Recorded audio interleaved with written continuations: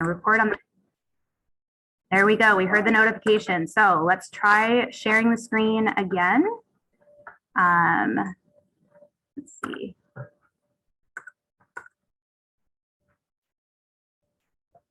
Okay. All right. I'm going to move the camera over to you guys a little bit more. I know I can't tell how close it is because I can't see. So there you go. Okay. Okay, all right. You want to introduce ourselves first? Sure, Okay. go ahead. My name is April Walsh, and I am in my 15th year in special education. I work for Columbus City Schools currently as a transition coordinator, and I have 4 students in the district. I have Evelyn and Nolan at Montrose, Thomas at the middle school, and a freshman, Liam, at the high school. I'm Alli Arney, and I have 2 boys, one at the middle school, one at the high school, and I have been providing advocacy services for families privately for the last 5 years, and prior to that was in special education also. So we are excited to talk to you guys tonight about self-determination and self-advocacy. Yeah, so this first slide says, self-determination and self-advocacy. Sometimes those terms can be used interchangeably, but there is a difference. So we'll talk a little bit about that. And then at the bottom, I just put 3 of the sites that I use most often and 3 that are really reputable for certainly self-determination and self-advocacy, but also a plethora of other really great resources and materials. So feel free to check those out and use them as you see fit for whatever situation you are dealing with. So yeah, the first slide. So what is self-determination? So there's some bold, I'm not going to read that whole definition, but there's some bolded parts. So believing you can control your own destiny, being in charge, making your own choices, learning to effectively solve problems, and taking control of responsibility for one's life. So I love this image over here to the right. I'm a visual learner. And so this is like the periodic table of self-determination. And one of the ways that I think it's really helpful is when we're thinking about like faith in an IEP and where to fit in like self-determination and self-advocacy goals, if that is needed for your child, I think this is a really good place to start. Like, how does my child do choice making? How does my child, show self-regulation? And then that can be a really good jumping off point for a conversation that may lead to some SDI related to one of these areas, because self-determination is really important, especially when we're talking about post-secondary endeavors and meeting those post-secondary goals that students are setting for themselves. So I really like this this graphic, and I think it's a really good when you're in the planning stages of IEP. Certainly when you're talking about post-secondary transition, this is a really good place to start. Okay, so this is just a quick video from the I'm Determined site. I really can't say enough about it. I probably need to venture out and look at a lot more stuff, but they really have a lot of great resources. So this is a really quick video. The link is down there, Rachel, when you want to click on it, but it talks about the video right here. The link at the bottom. Self-determination as it relates to competency, autonomy, and relatedness. Hang on one second. What I'm seeing is different than what is on the screen right now. So bear with me. No worries. What I'm seeing is different than what is on the screen again. If you escape, you may go back to just the presentation mode and then you might be able to. Yeah. So it will be this right here. Is this it? Yes. Oh my gosh. Okay. Well, we can always edit the tech errors out. So I'm going to stop share for a moment. And then I'm going to. April, can you tell me, is this it? It might be the way you're screen sharing. If it was screen for just if it was screen share for one thing rather than what you're doing on your screen. Amanda, are you seeing a video on your side? I am. It says competence, autonomy, and relatedness. So I think the issue is play? it will play. Here, I'll show you what. Oh, yeah. Yeah, so that's where I was. Yeah. So I'm going to hit play There you go. and show everybody this way. Perfect. Good job. The I'm Determined project aims to encourage self-determination in youth so they can chart a path to independent living by taking control over their own lives, setting goals, believing in themselves, and starting down a pathway to achieve their dreams. While explaining self-determination can't be completely broken down in a single video, let's touch on 3 important aspects: autonomy, competence, and relatedness. The ability to control what happens to you in any given situation is called autonomy. Living autonomously requires having chances at practicing life, making choices on your own, and recognizing the outcomes of those decisions, even when those choices might result in failure. By practicing autonomy now, over time, you'll be able to gain confidence in your own abilities. These practice opportunities can be as simple as choosing chores to complete at home, or in a school setting, being given the opportunity to make decisions in your education. Feeling like you have the skills needed to complete a goal is known as competence. One part of competence is having the skills needed for whatever task you're setting about to do. But the other part, which is just as important, is believing that you have those skills. Identifying strengths and weaknesses can help foster competence, and similar to autonomy, finding opportunities to practice will eventually lead to true competency. You can start right away by trying to answer questions or solve a problem on your own, and parents or caregivers can help foster competence by providing positive and constructive feedback. Relatedness is feeling a sense of belonging. This could be to a family, community, classroom, or school. Fostering relatedness centers around finding opportunities inside and outside of school for youth to spend time with people who have similar interests or goals. This could be something like joining a basketball team to having a part-time job at an animal shelter. In addition, being aware of your disability, identifying strengths, and setting goals are all important factors in boosting relatedness and feeling a sense of belonging. I'm Determined teaches that practicing specific skills, abilities, and beliefs strengthens these 3 important aspects. We invite you to explore some of the resources and tools we've developed to equip you on your journey to becoming a self-determined individual.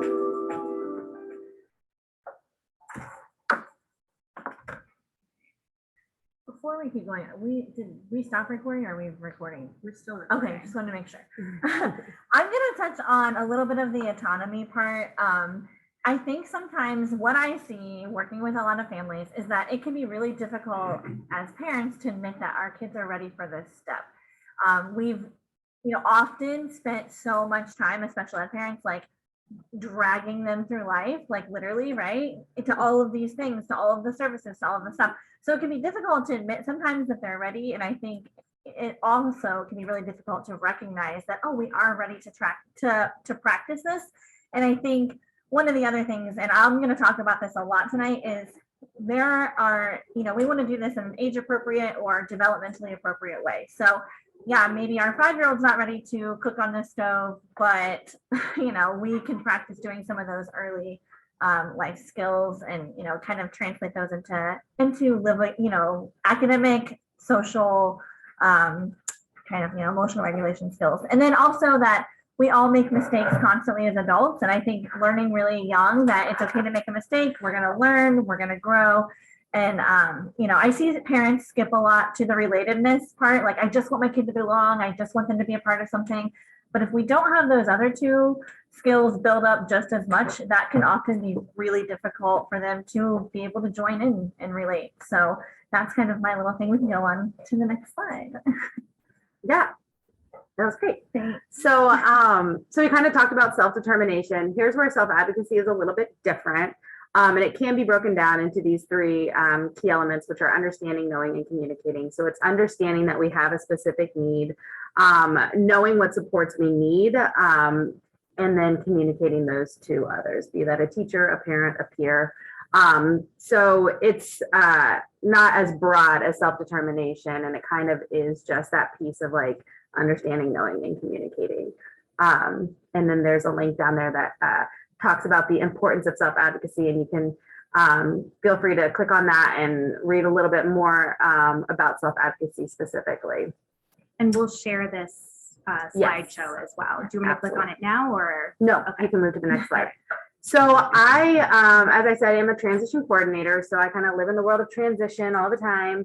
But part of our job as transition coordinators is to participate in the Ohio Longitudinal Transition Survey through Kent State.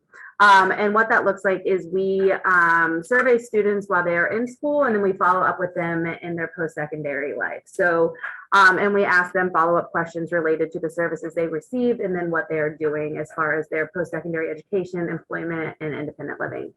So that first slide up at the top left, the brown one, these are things that students said were the most helpful for them. And on that slide towards the middle, it says IEP meeting participation. We're going to talk a little bit more about that. But that was something that students identified as being one of the most beneficial things that they did in high school.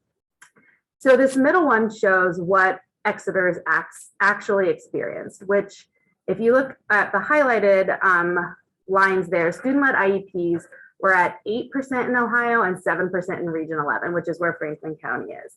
So we can see there's a huge gap there between what students are telling us is working and what we're actually doing. And then also self-determination and advocacy training specifically was even a little bit lower.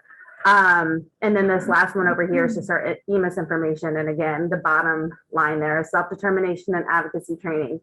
And it is at 4 and 3 for Ohio. Region 11 is 4 and 4.6, and Ohio is 3. So I think it's just important to acknowledge that gap and kind of ask ourselves, all right, this is what kids are saying is working and what they need. Why aren't we doing that? And how can we kind of close that gap a little bit? And I think this is where, when we're looking at IEPs and we're talking about specifically designed instruction or SCI, that section 7, this is a spot where sometimes there's a hesitancy, I think, often not to write a specific goal. But I think that's a question that we should probably start asking. Why aren't we making this a goal? And especially, like April said, students are telling us that this leads to really positive results for them and that it's super helpful. So where's that that disconnect happening? Is it with the student? Is it with the parent? How can we as a team come together and make sure that, our students, especially our high school students, are getting this skill and practicing that? Yeah. And if it isn't reaching the level of needing SDI, that is also something that can be, added into the transition, into the transition plan. And those do start at 14. Legally, that's when they have to start, but they can always start sooner. All right. So again, in person, here, we're not seeing this video except on my computer, but the people in the audience and who's recording can see it. Yeah, so this video is just, it's a quick video showing a teacher who has been implementing, it's a little old, but it's a teacher who's been implementing student-led IEPs and specifically setting aside time in class to do self-determination and self-advocacy training.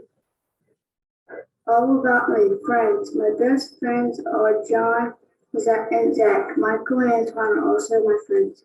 Family. Mom, Dad, Billy, Jean, and my nephew, London. I really wasn't sure how they were going to react when I first started. I really didn't think they were going to want to come with me on Tuesdays. I thought after a while they'd be like, oh, do we have to go do that again? But instead they were like, are we going to the library on Tuesday? If we didn't do it, they were like, are we going to do it next Tuesday? Are we going to go back? All right, guys, today we're going to continue talking about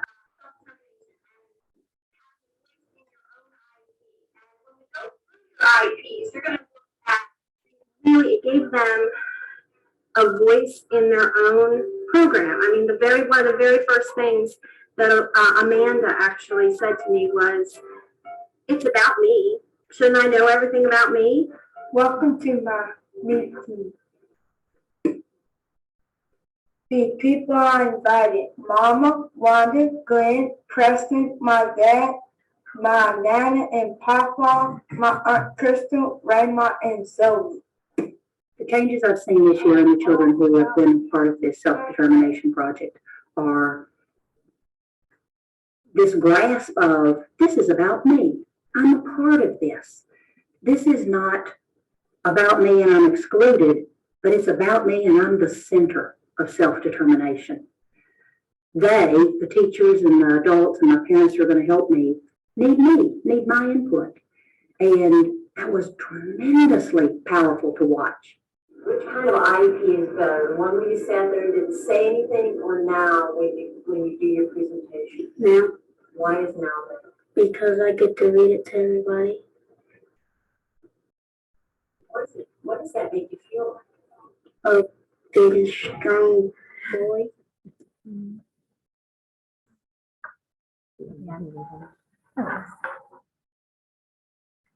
All right, is it back on us? Yeah, you Okay, can the cool. whole time. Okay, good. So, yeah, that was just a good, I think, like, quick view of how that can go. Obviously, there's a lot of different ways that students can be a part of their IEP meeting, and we're gonna talk about that next. But this is a good way when they present, and certainly a way that we can incorporate with a lot of our students. But the next slide has, I believe, some resources on it. Hold on 1 second. I don't know why this computer is struggling suddenly. No worries. Gonna stop share. All right, we're gonna share. Okay.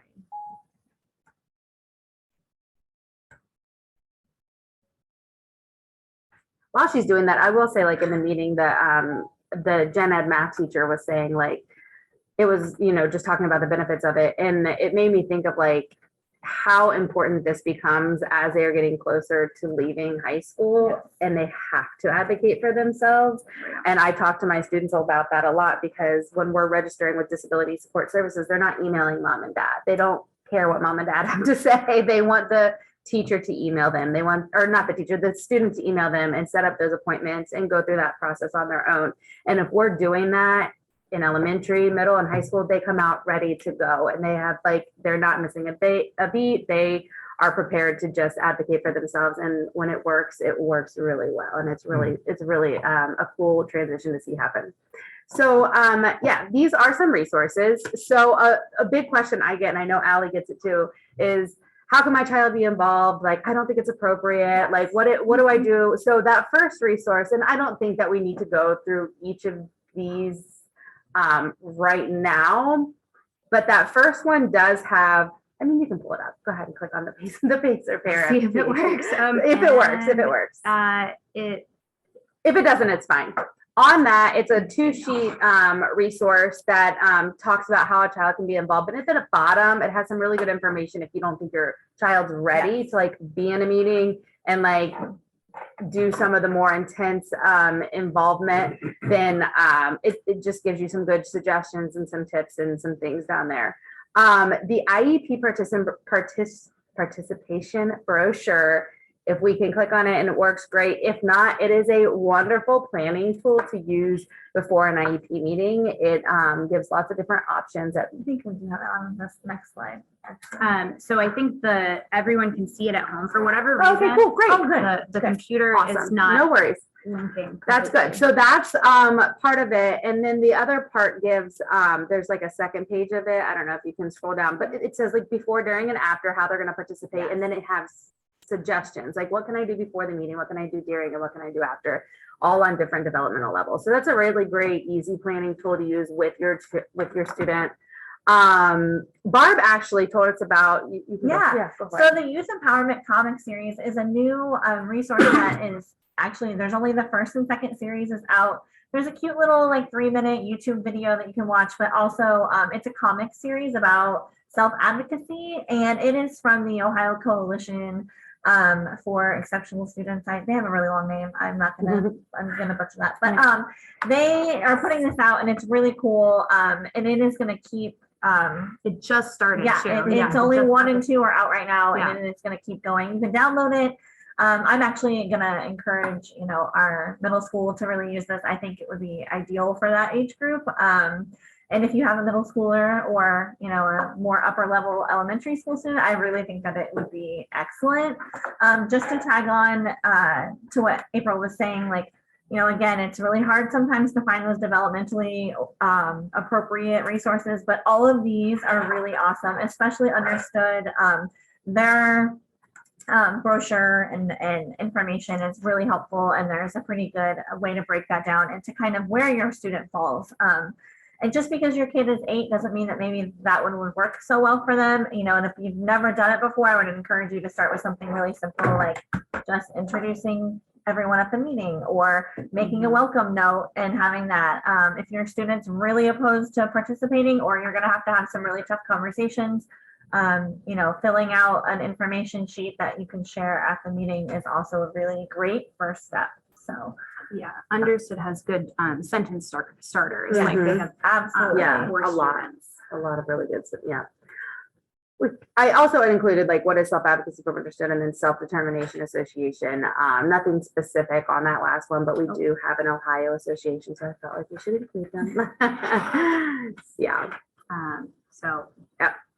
All right. And so all of these will be available via the PowerPoint, and we might maybe highlight them on Facebook too. Yeah, That's a great idea. absolutely. Great idea. All right. So I think the next few slides are just examples of, this is my Thomas, so just examples of how you can include kids in this process.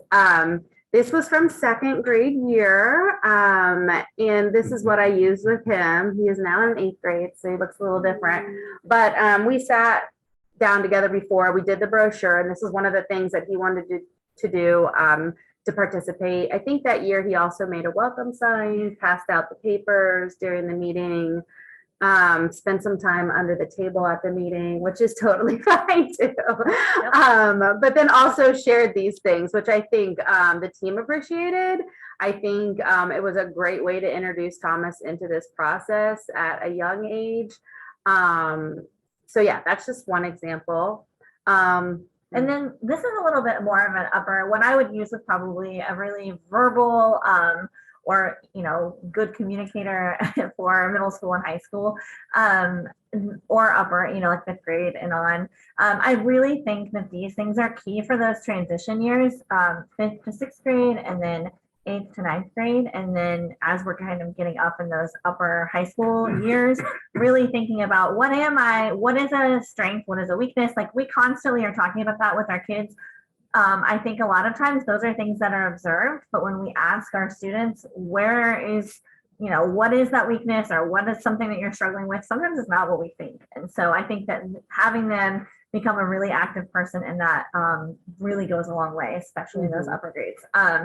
And I really like some of these questions specifically, like here's what the teachers, you know, I'm most comfortable with do to make that happen. Like that is a really great question. Like, you know, and it sometimes it's hard to think of it that way, but I think that it really helps. So these can also be helpful when parents are talking about evaluations or reevaluations Yes, too. absolutely. Just as an aside outside of the IEP. Yeah, and I would say anytime that, you know, you have an IEP meeting or even a concern, like there are times when, you know, if there's going to be a class change or we're talking about, especially for the high school when kids are here, you know, starting to think about taking some of those upper level courses or tougher courses, you know, what would look good? And I think, you know, from the elementary level, we have a lot of people who are thinking about it. And I think as we get up into the middle school and high school, it really does fall to the student to be their advocate, to really push and to say, this is what I need. And, you know, we're not getting as many push-in services. We're not, you know, there's a lot more on the student to be like, oh, actually, I do need 20 minutes extra on this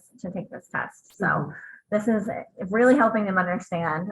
These are definitely more of the geared towards the younger. And again, like this takes a lot of self-awareness. I would not encourage you to do this all in one day. Like if you're, you know, ask these questions, give yourself a little checklist of things. I would encourage you to do this 6 weeks before your meeting time. If you know that, you know, if it's an annual meeting, if it's kind of a rapid approaching meeting, pick 3 things on there that you are worried about or you think are the most important. And if your student is able to make that decision, that's even better. And then this on the right side is more of our younger kind of thing. I've actually had students, my little ones who draw pictures, you know, who have made a little book to share, whatever we can get them to do, even if it's selecting a picture. I have a couple of non-vocal students who have used pictures to explain some of these things. Like we really want to make sure that we're including everyone and really giving them a voice at the IEP table. And again, these are just another way to look at it. You know, sometimes kids see all those lines and think, there's no way I'm writing all of that. And so, you know, whatever visual way presents the information the best. A lot of the questions are the same, but it's just great information to have. Go ahead. Yeah, no, that's good. And I will say, like, we're talking about these in the scope of preparing for an IEP meeting or participating in an IEP meeting, but there's nothing stopping a student from using one of those that they like and giving it to their gen ed teachers at the beginning of the year. Hey, just thought you'd like to know this about me. And that's a good way for a student to advocate themselves in a really non-confrontational, like in the moment, like setting, so that when they do have to advocate later, like, hey, remember when I told you I needed like, then they, you know, have that starting off point already with that teacher. I think it's also great when the elementary teachers send out that email of tell me something about your student. Like, if you already have this prepared, it's a great thing to share. Oh, hey, this is something we've been using. And, you know, again, lets the student really be the focus of that. It's really student centered. Yeah. And I know as a teacher, I would have loved to have a student come up and be like, hey, here's an about me. Like, these are the things that trigger me. These are the things that make me work harder. Like, I'd have been like, all right, this is awesome. I wish I had those with all my students. Okay, so this slide here is just that you can click on that and it'll take you to a Google Drive that I set up with all of the resources for that were shared in this presentation, and then a plethora of others. So you can go ahead and click on that, Rachel, if you want, just so people can have it. Okay. It's not. Well, it is there. The PowerPoint is in there, and it has a like I said, a bunch of other. Oh, is it showing it now? Nope. It's now saying I need an update. So okay, we'll work on that. But everything is in there. Links to different things, assessments to kind of assess where your student is currently with their self-advocacy and self-determination skills. So take a look at that. Share it with people if you. I'm sorry, you said we're putting that on the Google, the district Google thing. We certainly. I'd love to get this. Yeah. I think that it's an open drive that it is. It's an open drive. Yep, it's an open drive. So anybody who has that link right there has access to it. So really fast is, and if we are available to answer a couple questions, but I know George has a timeline, so we will try to keep us focused and on task. But if anyone has a question on Zoom or here, we're happy to answer those. It's a lot of general information. Yeah, it is. It was a very quick like breakdown of it, but lots of information. That's why I wanted to give all those resources too, because we all know that we have students ranging in age and ability level, and it's going to look different for every student. So, can I add a comment / question? Maybe. So thinking about also ensuring that the IEP team is allocating time for that student to be able to share, because I know all of us who have gone to an IEP meeting or an ETR have often felt like there's a lot of information to put within an hour, and time feels really precious. So what would you say are best practices for communicating to the team, kind of what and how to like allocate that time appropriately? I mean, it depends on your team and it depends on how that's going to look for your student. I would say if I'm having my student come and I have like specific things I intend for them to do or present at the meeting, I would let the team know ahead of time.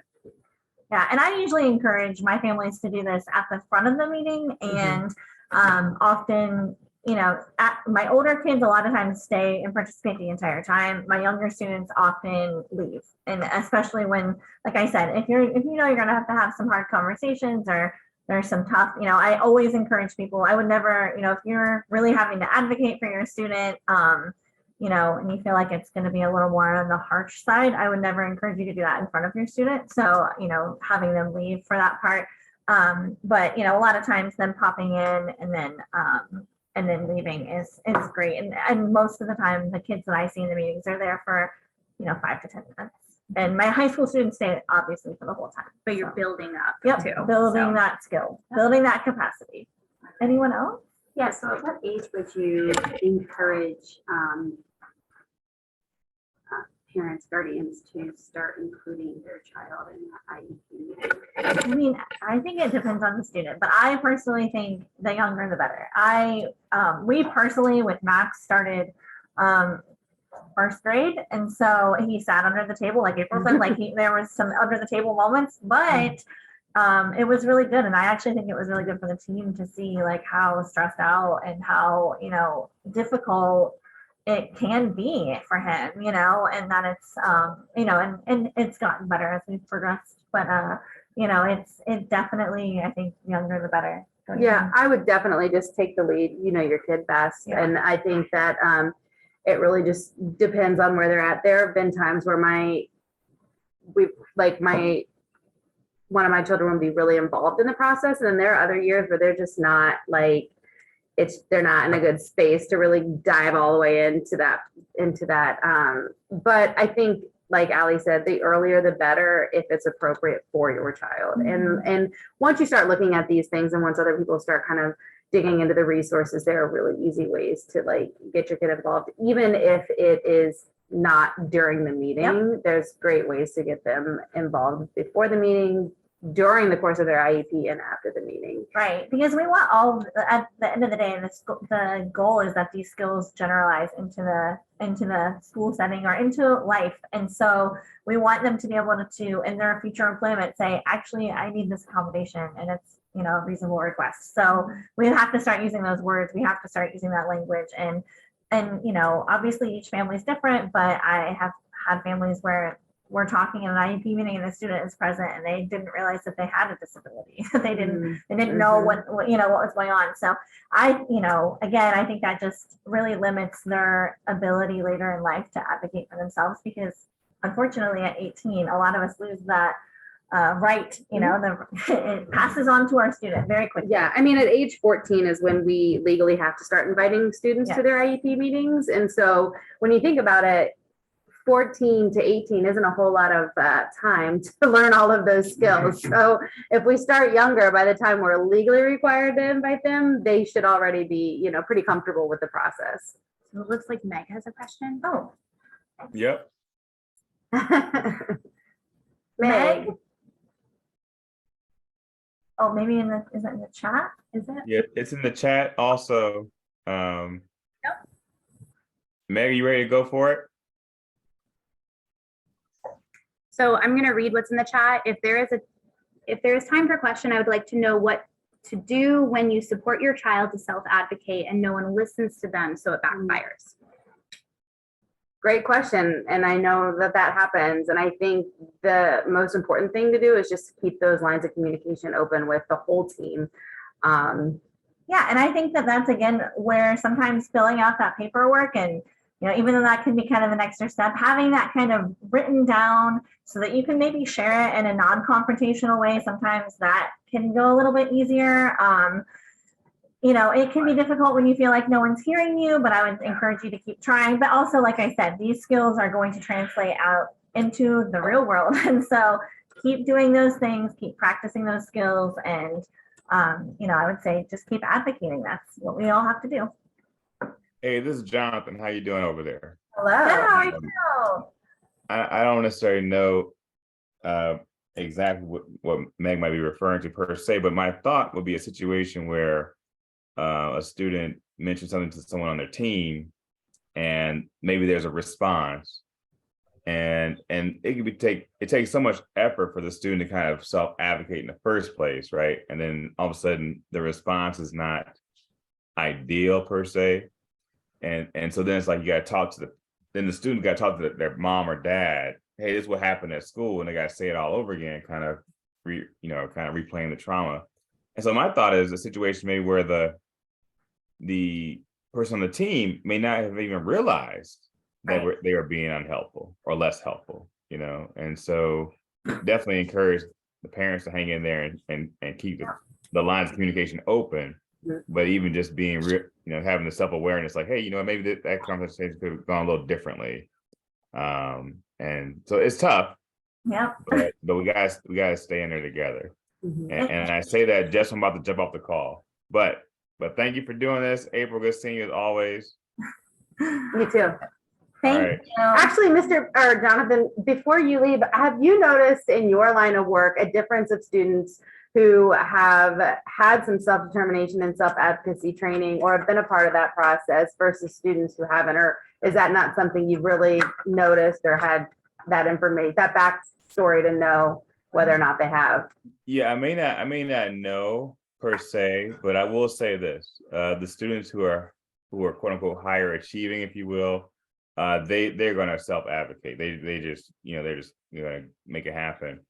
And the university has different supports in place. We have a self-advocacy center or a student advocacy center, where because it'd be kind of intimidating, right? If I teach like 200 students at once, so if you're sitting in the 30th row to come down and talk to me, it can be kind of tough, right? So you have someone who's there to help you out. But I will say this, that students are kind of coming with a skill set, and I appreciate it a lot, with students who do come with, because they help me, right? They help me find ways to better support them. Absolutely. And I think, in the words of like implicit bias or something like that, like it helps me uncover my own blind spots to an issue, right? Like I never thought about it that way. I never thought about giving you the notes ahead of time. I never thought about how my behavior could alternatively impact some of my students, so little things like that I can make changes to. But also Meg has a clarifying comment in the chat. Right, Meg? I'm teeing you up to share. Right, it says, in IEP meetings themselves with administrators present where a child is speaking about their experience of physical trauma at school, and then it's listened and celebrated too, but then completely gaslit and ignoring. Well, I appreciate Meg, keeping the line of communication open by being that specific, and clarifying things for us. And so thank you, Meg, for your self-determination in this regard, and advocating on behalf of your student. But I'll turn it over to the staff to respond. I think that, obviously that's a really specific and detailed question. I think it's tough because I wasn't present, so I don't know exactly how that happened. But, again, it's really about continuing to build those skills, build capacity. And, like I said, there's lots of different channels, and, that's a whole other training of how we deal with, those struggles. But I think that overall, taking those steps, advocating, and it sounds like that's what you're doing, and I would encourage you to keep doing that. Do you want me to share the story about my niece really quick? And I know we are crunched for we're time. crunched. Thanks so much, Jonathan, for sharing that. For people who didn't know, Jonathan's a professor at Ohio State. All right, I'm going to stop the recording now. Yes.